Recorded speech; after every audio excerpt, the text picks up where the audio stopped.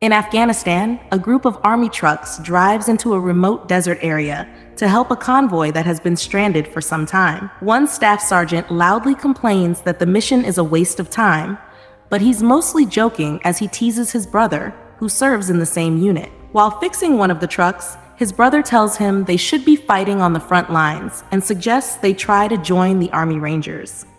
At first, the staff sergeant refuses, but his brother reminds him of the promise they made to always fight together, which makes him reconsider. Suddenly, a missile strikes one of the trucks, causing a huge explosion and forcing everyone to scatter. Taliban fighters quickly begin shooting at the convoy, and the soldiers rush to grab their weapons and return fire. More trucks explode around them. The staff sergeant tries to find cover, but another blast knocks him unconscious. When he wakes up, he's in terrible pain and realizes a piece of metal is stuck in his leg. He painfully pulls it out and looks around, only to discover that he is the only survivor. Devastated, he crawls over to his brother's body and breaks down in grief. 2 years later, the staff sergeant wakes up on a bus after having another nightmare about the attack. He now wears a brace on his injured leg and takes antidepressants to deal with the trauma. The bus drops him off at a ranger training base in Colorado, where he joins the selection program. At the welcome hall, all recruits must hand over their personal belongings and place their names and documents into a bag. From that moment, they are identified only by numbers. The staff sergeant is given the number 81. Because of his strong record, he is offered the role of team leader, but he refuses. Soon after, First Sergeant Torres explains the rules. The training will last 8 weeks and will push them to their limits physically, mentally, and emotionally. If they survive until the end, they will face a final 24-hour mission called the Death March, and finishing it is the only way to become a ranger. Training begins with tough physical tests to measure speed and strength. Rangers even throw water on them to simulate harsh weather. Despite being basic exercises, many recruits fail and are removed. The next phase becomes even harder, with night training in heavy rain and long underwater endurance tests. As time passes, more recruits are eliminated. After 4 weeks, the training moves into the woods. While the other soldiers talk and bond, 81 keeps to himself. He runs ahead of everyone, finishes tasks early, and returns before the others arrive. Some recruits tease him, but he ignores them. Even during meals, he sits alone. The challenges continue, including climbing ropes across rivers and fighting in close combat, where 81 keeps proving he is one of the strongest. One afternoon, Torres asks who has real combat experience. Only a few raise their hands. When it's 81's turn, the room becomes quiet because many already know about the convoy tragedy he survived. Later, during dinner, some recruits share his story with the others. They explain that after the attack, 81 carried his brother's body nearly 10 miles back to base and received a silver star for his bravery. When they try to ask him about it, the instructors punish the group for gossiping. Meanwhile, the news reports that NASA has detected a large asteroid that will soon pass close to Earth. As the days go by, the training grows tougher and more recruits are dismissed.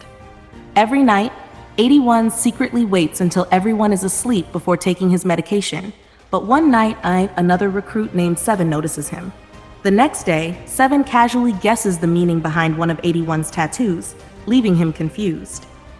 Training then shifts to simulated rescue missions.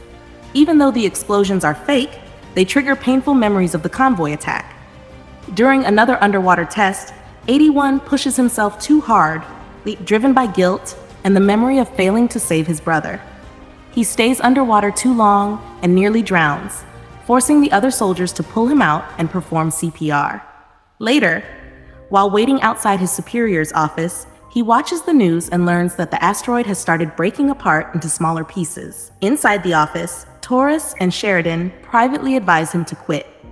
They worry about his mental health, especially since he keeps to himself and never received therapy after the incident.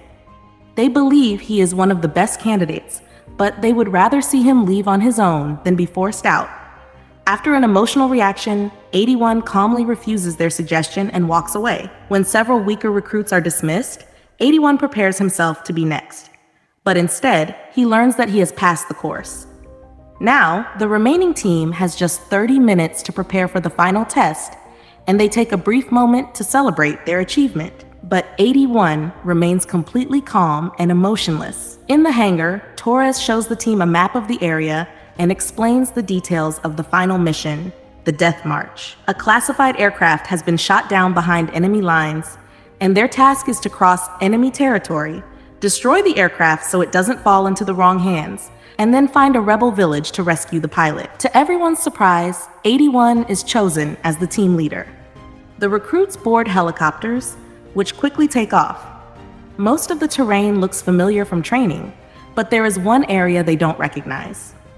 A ranger tells them it's a private quarry and warns that if they reach it, they're far off course. Soon, the team is dropped into the forest and immediately hides among the trees.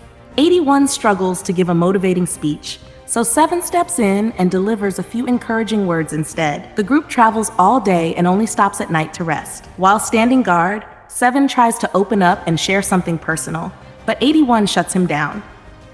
Moments later, a glowing object suddenly crashes nearby, shaking the ground. After the shock passes, the team assumes it was just artillery fire and that they're being pushed to keep moving. The next morning, they spot an aircraft across a stream. It looks unusual, but they assume it's just part of the training exercise. As 81 begins planning their approach, one soldier points out that the aircraft is not at the coordinates they were given. He also notices his compass isn't working. Soon, everyone checks their own compasses and realizes they're all malfunctioning. Another soldier reports that the communication radio has no signal, only strange interference. Believing this is still part of the test, the team continues with the plan. Suddenly, a flock of birds flies away in panic. 81 notices something glowing in the distance and moves closer to investigate, while 3 soldiers begin placing explosives on the aircraft. When 81 gets a better look, he is shocked to realize this is not a training prop. It's the real aircraft from the mission. He immediately turns and runs back to warn the others. The explosives detonate, but the aircraft remains completely unharmed. Suddenly, it begins to glow and shift shape, transforming into a tall machine. The robot scans the area with a blue laser, then targets the soldiers with a red one. Moments later, it reveals a weapon and opens fire. The soldiers panic and run for cover, but several are shot almost instantly. The robot continues attacking their hiding spots, killing more men. When 44 is about to be hit, 81 tackles her out of the way and orders everyone to retreat. Eventually, the team reaches the edge of a cliff, where the machine launches an explosive toward them. The blast throws them over the cliff, sending their bodies crashing into rocks and branches below. The injuries are horrific. One man is impaled through the chest by a tree branch. When 81 hits the ground, he briefly relives the memory of losing his convoy, mixing past trauma with the current disaster. For a moment, he freezes, but then forces himself to focus. He painfully snaps his broken fingers back into place and quickly covers the mouth of a screaming soldier, warning him to stay quiet so they don't reveal their location. Together, they pull the impaled soldier off the branch, and 81 leaves one man to treat the wound before checking on 7, whose leg is badly injured. The team realizes they need the radio that was carried by another soldier, who is now missing.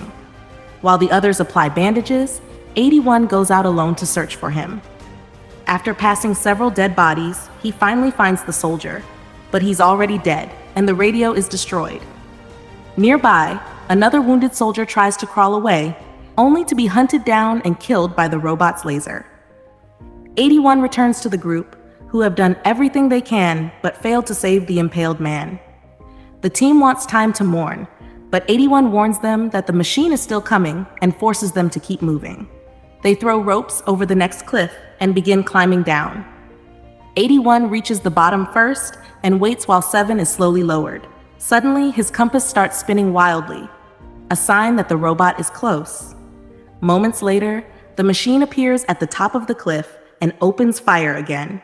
7 crashes hard onto the ground, and another soldier is killed instantly as his torn body falls beside them. The remaining soldiers press themselves against the cliff wall, trying to stay hidden while the robot scans the area. But the laser eventually catches one of them, forcing the 6 survivors to run once more. They carry the injured 7 while explosions strike the ground around them. They stumble and fall repeatedly, yet keep pushing forward until they finally escape the forest and reach an open grassland beyond the robot's range. Exhausted, the team stops to rest. They begin discussing what just happened, trying to make sense of the situation.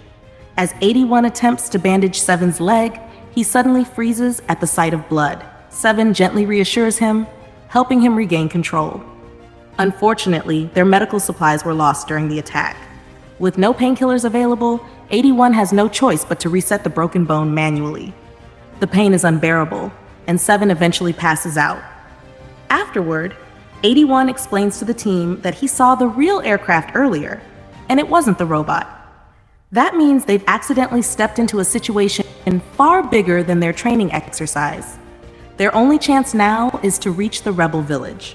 One soldier argues that crossing an open field is too dangerous, but 81 points out they have no other option. They throw away unnecessary gear and continue moving, carrying Seven on a stretcher. Eventually, they arrive at a wide river with powerful currents. Seeing no other path forward, 81 decides to set up a zip line. He ties a rope around himself and jumps into the freezing water, but the strong current immediately begins pulling him away. 44 watches in panic as he disappears beneath the rushing water. After a few tense seconds, he finally reaches the other side of the river. Once he secures the rope, 15 begins crossing while pulling 7 on the stretcher. The stretcher gets stuck on a knot, forcing 15 to go back and fix it.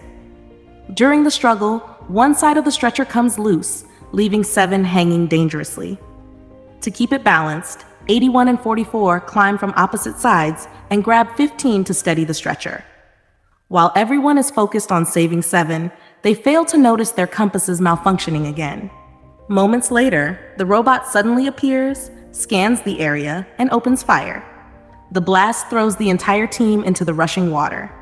The strong current carries everyone away except 81, whose leg gets caught in the rope. The robot steps into the river and prepares to shoot him, but 81 quickly cuts the rope with his knife and dives underwater to escape. Nearby, 7 is drifting away on the stretcher, so 81 swims after him and manages to grab him. However, the current is too powerful, and it drags them all over a waterfall. 81 holds on to 7, but the impact knocks him unconscious. Minutes later, the survivors wake up on the shore. They discover they were saved by 60, who explains that he was swept away during the earlier attack and thought everyone else had died. After spotting another dead body nearby, 81 tells the team they must keep moving. After hours of walking through hills and forests, 81 suddenly stops when he notices a trap, a rope tied to a flare, clearly placed by their instructors during the original mission. They carefully avoid it and continue forward until they finally reach the village, only to find it completely destroyed. The broken antenna explains why their communications stopped working. Looking at the damage, 81 tracks the direction of destruction and notices dark smoke rising from a mountain. The team realizes the robot likely arrived with a fragment from the asteroid, meaning it's using alien technology. Soon, they hear a weak voice under the rubble and uncover a badly burned sergeant who dies moments after looking at them. Nearby, they find a damaged tank, and 81 decides they must repair it and leave immediately. 15, exhausted and frustrated, complains about 81 acting cold and emotionless. This finally makes 81 snap. He grabs 15 and reveals the truth about his past. After the convoy attack, he collapsed just short of the base and his brother died because he couldn't go a little farther.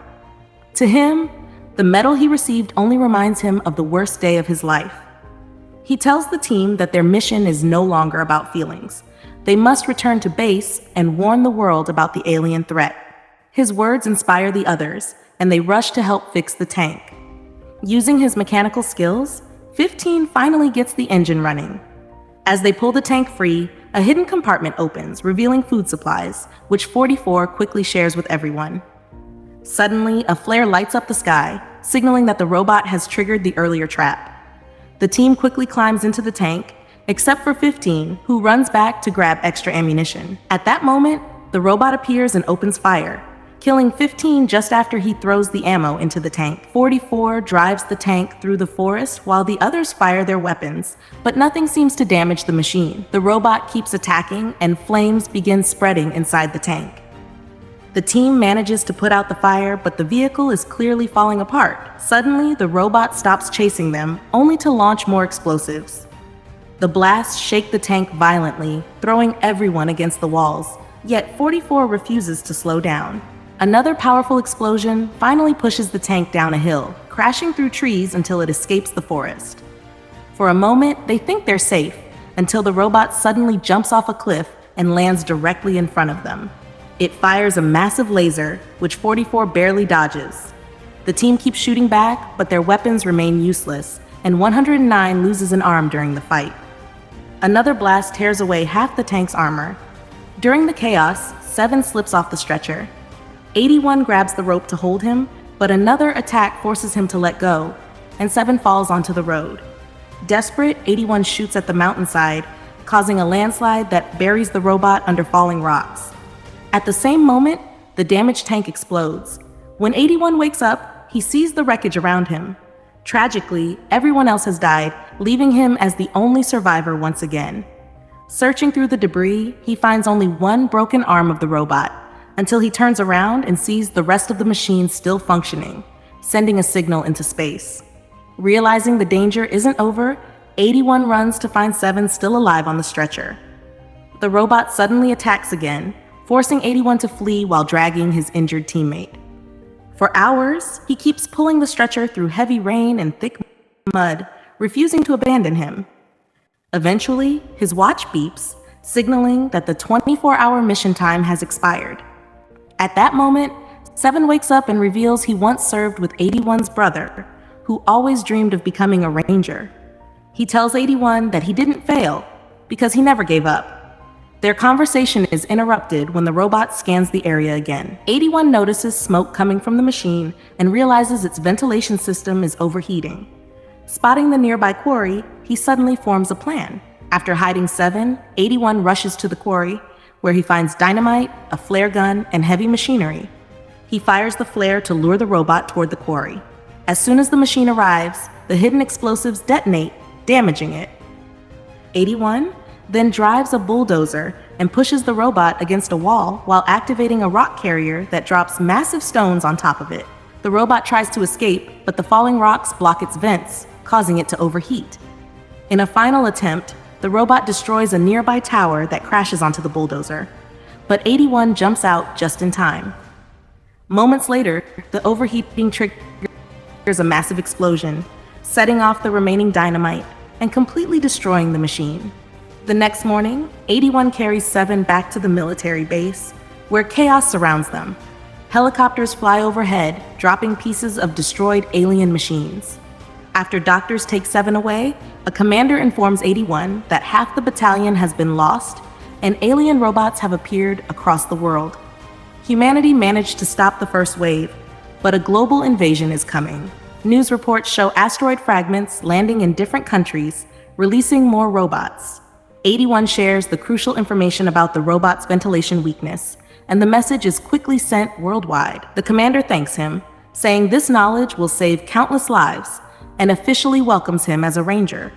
Soon after, 81 gives a speech to the ranger team before they board helicopters and prepare for the next battle. When he finally falls asleep, instead of reliving his usual nightmare, he dreams of a peaceful memory with his brother, a sign that he has finally found some closure. Thanks for watching, and subscribe for more recaps.